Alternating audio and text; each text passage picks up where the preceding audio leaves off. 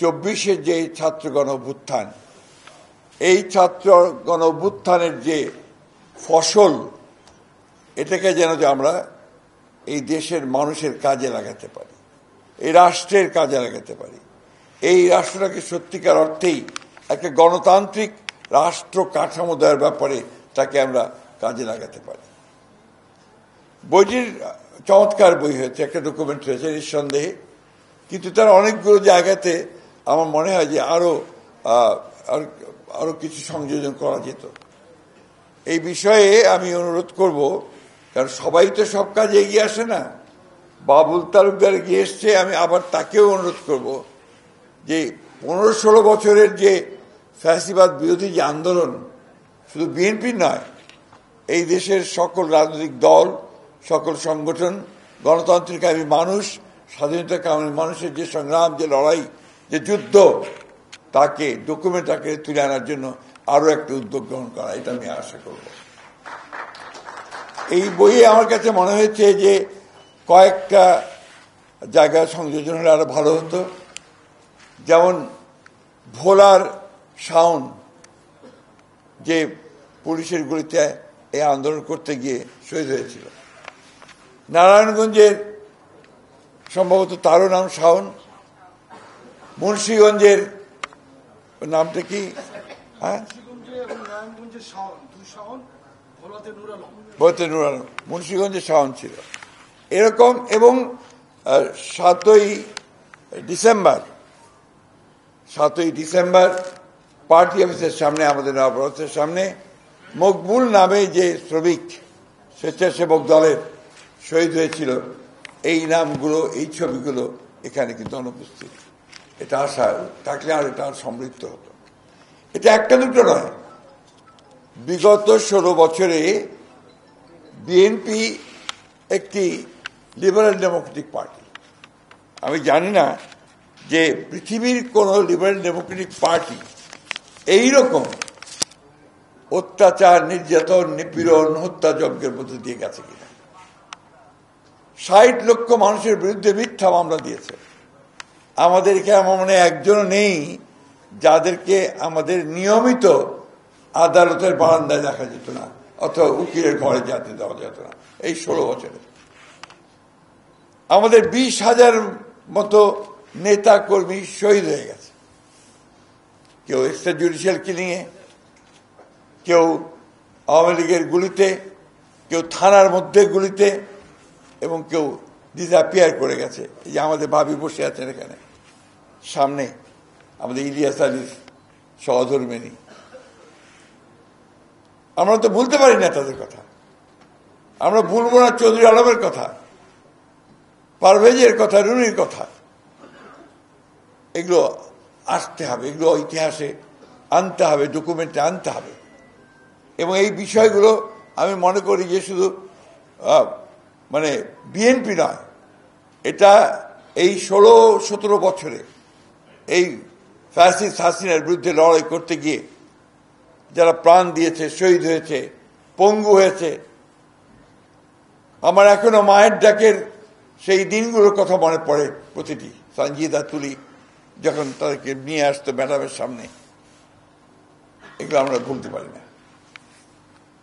আমি আশা করব এই বিষয়ে আমার অনুরোধ থাকবে, আমরা সর্বত্র সহযোগিতা করব। যেহেতু বাবুল তালুকদারের একটা উদ্যোগ আছে, এই উদ্যোগটা সে আবার গ্রহণ করবে রিসার্চের মধ্য দিয়ে। ডক্টর মঈন খান আমার মনে এই ব্যাপারে সাহায্য করতে পারবেন। একটা রিসার্চ করে এই 17 বছরের সত্যিকার অর্থে ইতিহাসটাকে তুলে নিয়ে আসা। আমি এখানে কোনো সংকীর্ণতায় ভুগি না যে আমার কৃতিত্ব থাকলো কি থাকলো না, বিএনপির কৃতিত্ব থাকলো কি থাকলো না, এটার আমার সংকীর্ণতায় ভোগার কোনো কারণ নেই। আমরা সবাই লড়াই করেছি এবং সে লড়াইটা করেছি গণতন্ত্রের জন্য।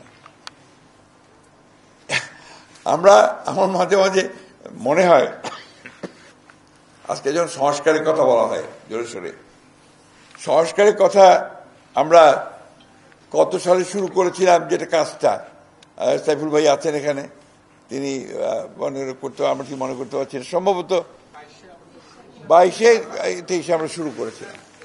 এবং আমরা এগুলো দিনের পর দিন আলাপ আলোচনা করে বিভিন্ন আপনার যারা এই বিষয়ে বিশেষজ্ঞ আছেন, তাদের সঙ্গে কথা বলে, অন্যান্য দলগুলোর সঙ্গে কথা বলে, রাজনৈতিক ব্যক্তিত্বদের সঙ্গে কথা বলে আমরা কিন্তু জনাব তারেক রহমান সাহেবের নির্দেশে আমরা এগুলো আপনার তৈরি করেছিলাম। প্রথমে ছিল আমাদের বিএনপির 10 দফা, তারপরে সেটাকে বাড়িয়ে 27 দফা, তারপরে ফাইনালি সেটাকে 31 দফা। এবং সেটা আজকের যে সংস্কার বিষয়গুলো আসছে সেগুলোই তাদের মানে মূল বিষয়গুলো কিন্তু সেটাই ছিল। সেই জন্য আজকে যদি কেউ দাবি করেন যে সংস্কারটা এককভাবে করো, ব্যক্তিগতভাবে, এটা আমার মনে হয় সংকীর্ণতা ছাড়া আর কিছু হবে না, বা কোনো দলের বা কোনো ব্যক্তির। আজকে আমার মাঝে মাঝে আমি খুব আই ডোন্ট নো হোয়াই আমার একটু হতাশ লাগে যখন বাংলাদেশের চারদিকে দেখতে পাই, যখন দেখি যে আপনার একদিকে ফ্যাসিস্ট হাসিনার মানবতা বিরোধী অপরাধের জন্য রায় দেওয়া হচ্ছে কোর্টে, অন্যদিকে দেখি একটা মব ভায়োলেন্স চলছে। এটা কিসের আলামত আমি জানি না। আমি তো মনে করি যে ওই রায়ের যে গুরুত্ব সেটাকে কমিয়ে দেওয়ার জন্য একটা বিশেষ মহল ভিন্ন খাতে বিশ্ব দৃষ্টিকে নেওয়ার জন্য এই কাজগুলো করে বন্ধুগণ। এই বিষয়গুলো আমাদের খেয়াল রাখতে হবে। আমরা যারা গণতন্ত্রের জন্য সংগ্রাম করি, লড়াই করি, আমরা যারা প্রাণ দিয়েছে আমাদের ছেলেরা, আজকে কোন একটা মহল অত্যন্ত সচেতনতার সঙ্গে, অত্যন্ত ধূর্ততার সঙ্গে, চালাকির সঙ্গে সেটাকে ভিন্ন খাতে প্রভাবিত করার চেষ্টা করছে কিনা এটা আমাদের দেখা উচিত। এর মধ্যে বিভক্তি সৃষ্টি করছে কিনা। আমি খুব পরিষ্কার করে বলতে চাই, বিএনপি কোনো বিপ্লবী দল নয়। বিএনপি একটা লিবারাল ডেমোক্রেটিক পার্টি। আমরা গণতন্ত্রে বিশ্বাস করি এবং গণতন্ত্রের জন্যই আমরা সারা জীবন ধরে লড়াই করেছি।